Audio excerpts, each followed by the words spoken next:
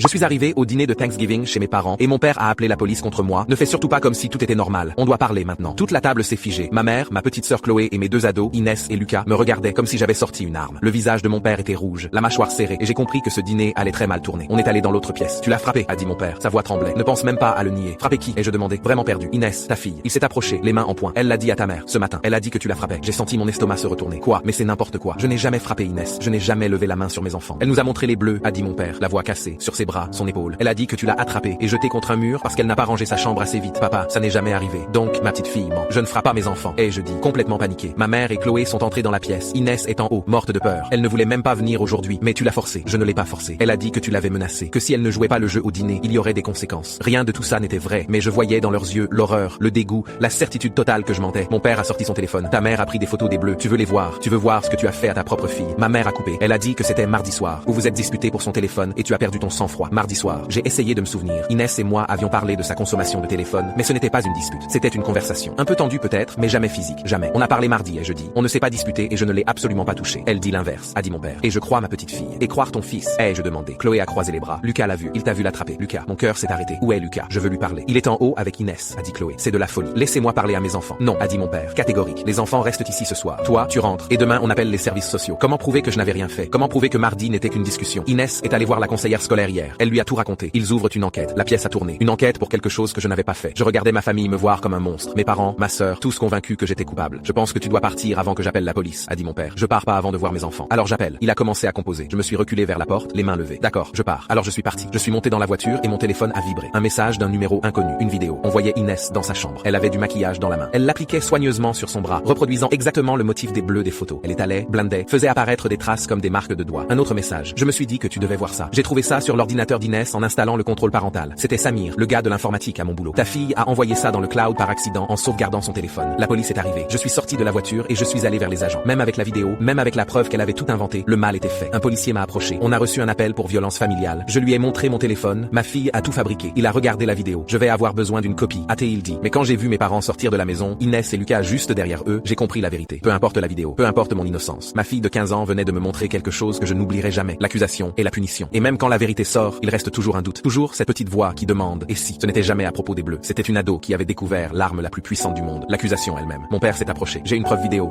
Je dis doucement en levant mon téléphone. Inès a tout inventé. Il a regardé l'écran et j'ai vu passer dans ses yeux un doute. La peur d'avoir fait une énorme erreur. On va régler ça, a-t-il dit. Mais en attendant, les enfants restent avec nous. Je les ai regardés partir. Mon téléphone a vibré. Un message de Lucas. Je suis désolé, papa. Inès m'a montré le maquillage après. Elle m'a obligé à mentir. Elle a dit que si je ne la soutenais pas, elle dirait à tout le monde que c'est moi qui l'avais blessée. Je suis désolé. Je suis vraiment désolé. Je lui ai répondu. C'est pas ta faute, mon grand. Mais c'était pas vrai.